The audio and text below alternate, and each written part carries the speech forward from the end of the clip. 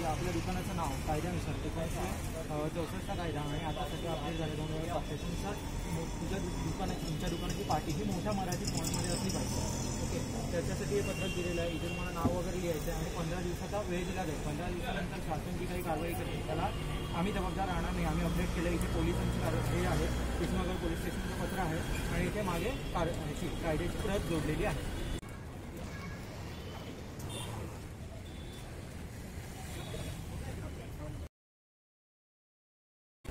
आता तो तुम्हाला 15 दिवसाच्या आतमध्ये मराठी भाषेमध्ये करून घ्यायचे.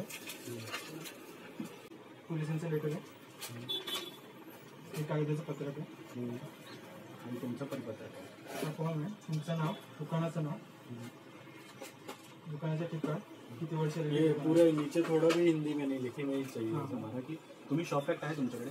हां, मग शॉप ॲक्टमध्ये तुम्ही 9 वाजता साईन केलं तर शॉप ॲक्टमध्ये 35व्या कलमात काय लिहिलं आणि 8व्या ह्याच्यामध्ये काय लिहिलं तुमच्याकडे आहे नक्की शॉप ॲक्ट. हाँ सबके पास में है. शेट नाही, इथे लावायला पाहिजे ते शॉप ॲक्ट. शॉप ॲक्ट तुम्हाला माहिती आहे काय, दुकान असतं पण कायदा माहिती नाही.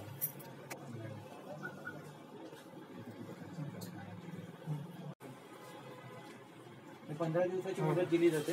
15 दिवसाच्या मुदतीत ते बदलून घेतलं नाही तर त्यानंतर जे